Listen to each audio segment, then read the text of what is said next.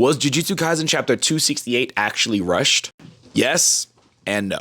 And buckle in, you guys, because this is going to be a long video. As usual on this channel, we like to talk about nuances, so let's go over it. So in the previous chapter, Sukuna got put into his worst situation ever because of Nobuta's resonance and then Yuji landing a dismantle Sheerhead effect and Black Flash. This is very similar to how Mahito was finished because he even used the Divergent Fist before landing the Black Flash. Both characters were defeated by one big final attack, a Black Flash. And if you were to read into literally any other shonen series, this is how 99% of the battles end. Let's go to Dragon Ball for an example. Boo was running the gauntlet on literally everybody. About to lose multiple different times, but then kept taking over other people and then eventually getting to Kid Boo where he was running the gauntlet on both Goku and Vegeta. And even Fat Boo, and then lost to one attack, a Spirit Bomb.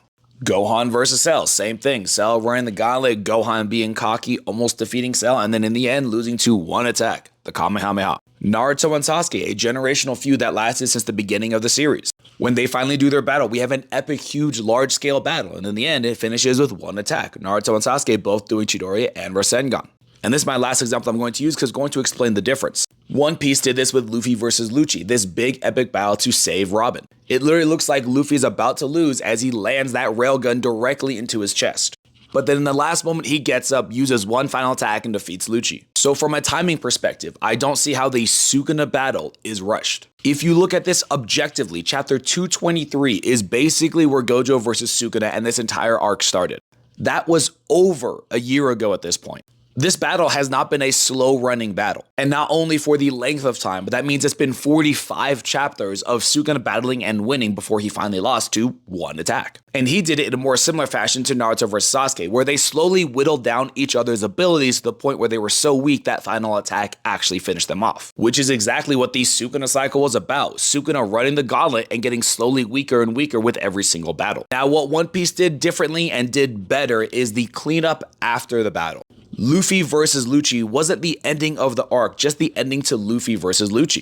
And then from there, we continue to see more and more conflict as they try to escape the naval base. This is where Jujutsu Kaisen did do a rush ending. For now, because obviously we have 3 chapters left. Because to go from that big climactic ending with Sukuna, and then suddenly it's a time skip, they're chilling, they're trying to play a prank on Megumi and reading Gojo's letters, huge tone shift. Not seeing any kind of cleanup whatsoever about the Sukuna battle until we get to a time skip does seem very rushed to me, personally.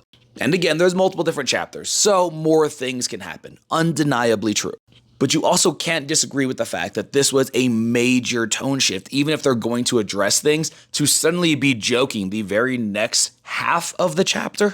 And I stress half a chapter because usually you end the chapter with you defeating the opponent, not midway through. So halfway through the chapter, just be like, oh yeah, we defeated Sukuna, now let's make jokes. That, to me, that is incredibly rushed. And this is why I always say nuances. I don't feel like Sukuna's ending was rushed because he was running the gauntlet for 45 chapters in over a year. We got enough of his backstory to figure out exactly what kind of character he was. We didn't need more from the high-end era. We kind of got exactly what we needed for him to fulfill his role.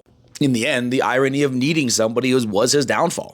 Which is why he said, I've never needed anybody in my past, and in the end, what he actually needed was a host. Regardless of whether that was a love perspective or not, he still needed someone, needed something outside of himself to actually win. And Yuji offered him that one last moment to continue to live on, but instead, Sukuna would rather be unalived than take help from anybody because he, again, has never needed somebody, and he wants to stick by that until his dying breath.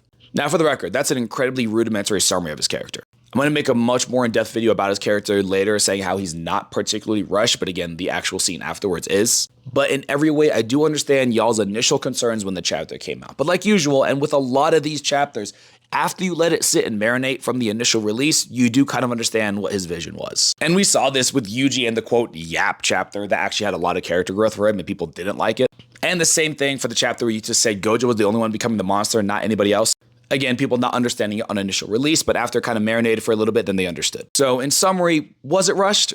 Yes and no. Nuances in writing, like I always say. But this is just my opinion. This is my breakdown and my interpretation of it. What do you guys think?